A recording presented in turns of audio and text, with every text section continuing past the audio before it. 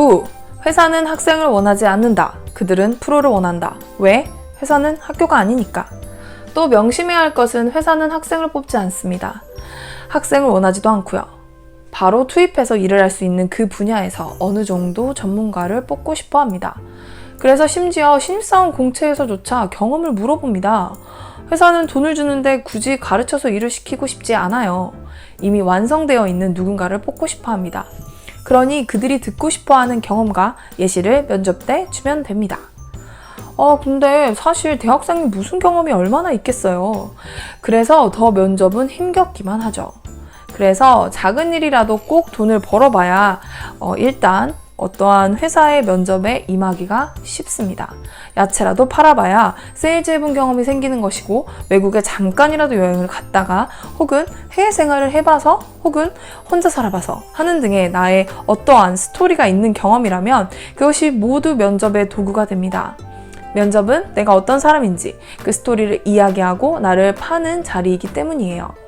명심해야 될 것은 그 스토리가 뜬구름 같은 스토리면 안 되고 꼭 그 직무와 그 회사와 연관되어 있는 스토리면 매우 훌륭한 스토리가 됩니다. 자기소개를 해보라고 하는데 지원자들이 좀 헷갈려하는 게 정말 나를 소개한다고 생각을 하는 겁니다.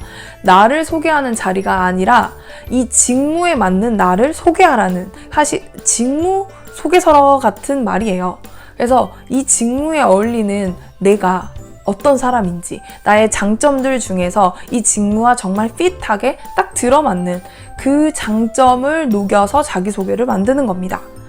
자기소개 자체를 저는 뭐 이런 음식을 좋아하고요, 저는 이 학교를 나왔고요, 저는 뭐 이런 거를 좋아하고요, 이런 내용은 사실 면접관들은 딱히 그렇게 관심이 없는 겁니다.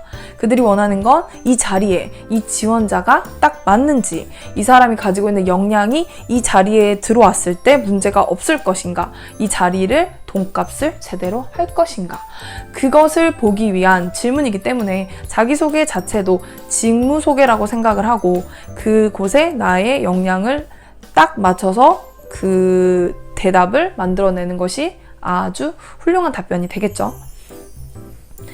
신입 직원들이 이 부분을 꼭 아셔야 됩니다. 그런데 면접을 꽤 많이 봤던 그런 경력자들도 이 부분을 모르는 분들이 꽤 많더라고요. 자기소개가 사실 직무소개라는 거, 그런 거를 꼭 명심을 해놔야 됩니다. 그래서 신입사원들은 그 어떤 이야기든 스토리든 작은 경험을 면접 도구로 만들어야 합니다. 경력자들은 자신의 경험 혹은 주변에서 보고 들은 것 혹은 어떠한 매체를 보고 경험한 경험들이 나의 면접 도구가 되어서 그것을 풀어내야 해요. 중요한 건 진짜 나를 보여주는 것이 아니라 그 직군에, 그리고 그 회사에 맞는 나를 보여주는 것입니다. 내 원래 성격이 엄청 도도하고 말수가 없는 사람일지라도 만약 그 직군이 아주 상냥하고 말을 잘하는 쾌활한 자리여야 한다면 내가 그런 사람인 것처럼 잘 보여줘야 한다는 겁니다. 물건이 높은 값을 받으려면 그 물건 내용은 당연히 훌륭해야 하고 브랜드 네이밍, 상품 포장, 마케팅 등등 그런 기타류에 신경을 써야 하는 것처럼 면접은 철저히 직무의 분석과 회사의 문화를 잘 분석하여 나의 경험과 내가 할 수 있는 범위 내에서는 최대한 부풀리고 잘 꾸며내서 아름답게 만들어서 비싸게 내다 팔아야 합니다. 이것은 과장과 허위가 아니라 나를 PR하는 능력이에요. 면접은 특히나 겸손하면 안 됩니다. 태도는 겸손하되 나를 어필하는 능력은 하늘 위에 있어야 하는 것이죠. 저의 경험을 말씀드리죠. 제가 임원비서에서 대표이사 비서로 점프업 면접을 볼 때 이야기입니다. 저는 대기업과 외국계에서 외국인 임원비서로 또는 통역사 또는 HR 총무 업무가 주된 경력이었고 대표이사 비서 경력은 1년밖에 없었지만 저의 뛰어난 외국어 실력 그리고 전 회사에서 사장 비서가 휴가거나 서포트가 필요할 때 제가 도움을 준 적이 있어서 간접적으로 경험을 해봤기 때문에 그것을 면접에 녹일 수 있었고 그 비서보다 내가 역량이 떨어진다는 생각은 한 번도 안 해봤기 때문에 이 시기쯤에는 나도 이제 대표이사 비서로서 이직이 가능하다라고 스스로 여겼습니다. 그래서 그런 자신감을 면접 때 보여주었고 회사에서는 저의 가능성을 열고 받아주게 되었던 것 같습니다. 모든 회사들이 그 직군과 딱 100% 일치하는 경력자만 받지는 않기 때문에 저의 가능성과 포부를 잘 보여준다면 회사도 지원자를 좋게 보고 받아들입니다.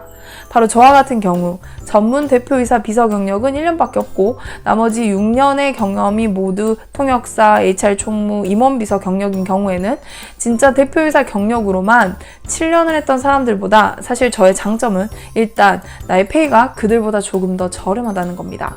회사도 바로 경력자를 안 쓰고 저를 고용했던 건 사장 비서만 했던 사람들의 페이가 저보다 높았을 것이기 때문입니다.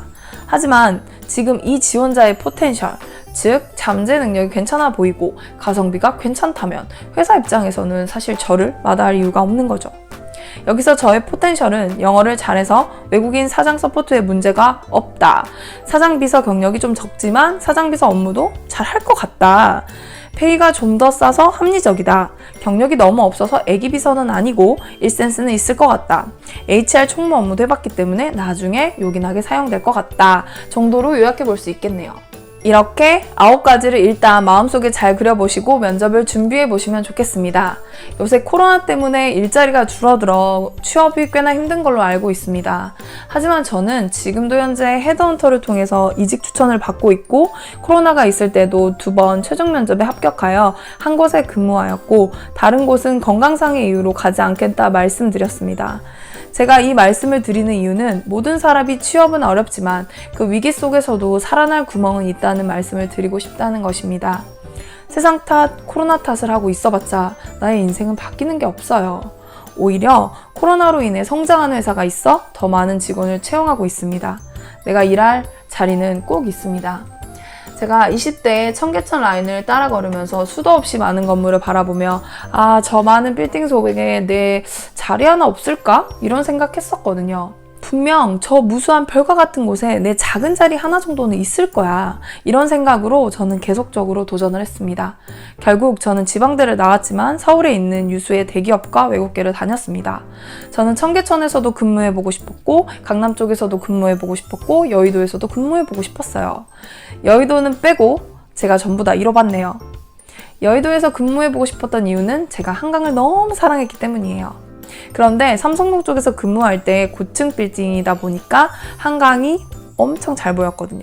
그때 엄청 많이 봐서 여의도에서 근무를 이제는 안 해도 될 것 같습니다. 제 한을 풀었거든요. 이렇듯 자신의 마음가짐이 중요합니다. 자꾸 서류가 떨어지고 면접이 떨어지면 정말 스스로가 낙오자 같은 마음이 듭니다. 나는 왜 살까? 나는 왜 이것밖에 안 되지? 와 같은 마음은 정말 아무런 도움이 되지 않습니다. 확실히 말씀드릴 수 있어요. 항상 생각하세요. 그리고 긍정적으로 마인드셋을 하세요. 회사에서 좋아하는 인재상은 긍정적이고 그리고 책임감이 넘치면서 그 자리에 핏하는 그런 사람이거든요. 근데 그렇게 뭔가 우울감을 내비치다 보면은 자신감도 떨어지고 자신감이 떨어지면 뭔가 버벅거리게 되고 떨게 되고 더듬게 됩니다. 그럴 필요가 없어요. 나는 그 자리에 이미 최고의 인재라고 스스로를 되새기세요. 그게 정말 중요한 마인드셋입니다. 세상에는 별처럼 수없이 많은 회사가 있고 그곳에는 분명히 나의 일자리가 있다. 정말입니다. 저를 믿으세요. 참고로 전 그 청계천이 바로 내려다 보이는 회사에 입사를 했고 그 청계천에서 도시락을 먹으면서 동료들과 즐거운 수다타임도 가졌습니다. 모두 멋진 회사에서 멋진 사원증을 달고 근무하고 싶으시죠? 저도 그랬어요. 그래서 그